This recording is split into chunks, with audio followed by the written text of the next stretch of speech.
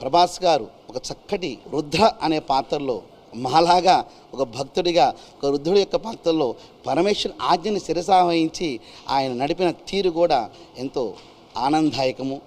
మంచు విష్ణు గారు ఇటువంటి చక్కటి పాత్రను పోషించి కన్నప్ప పాత్రలో మెరిపించి మనందరినీ మురిపించిన ఆ కుటుంబం శివపార్వతులకు సంపూర్ణ అనుగ్రహంతో వర్ధిల్లాలని మనసా వాచ కర్మణ కోరుకుంటూ ఓం నమః శివాయ. సమాజంలో నాదే ఎక్కువ నేనే ఎక్కువ అనేటువంటి అందరినీ కూడా ఆయన ముందు ఏది ఎక్కువ కాదు అనేటువంటి నిరూపణ ఈ చిత్రం ద్వారా అందరికీ తెలియజేశారు. మేమెవరిని కూడా ఫలానా యాక్టర్గా ఎక్కడా చూడలేదు. ఆ కన్నప్పనే చూసినంతసేపు కళ్ళారా చూసాం, మనసారా చూసాము, మైమరిచిపోయి కళ్ళ నీళ్ల ఆనంద బాష్పాలతో ఆ కన్నప్పని ఆ శివయ్యని ఇక్కడ సాక్షాత్కరింపజేసుకునేట్టుగా ఈ సన్నివేశాలన్నీ బాగా ఉన్నాయి. భక్త కన్నప్ప తన కళ్ళు పరమాత్ముడికిచ్చి పరమాత్ముడి కళ్ళు తాను పొందినప్పుడే శివైక్యం చెందాడు. మనం కూడా ఆ కళ్ళను తెచ్చుకుంటే అంతా శుభమే, అంతా శివమయం.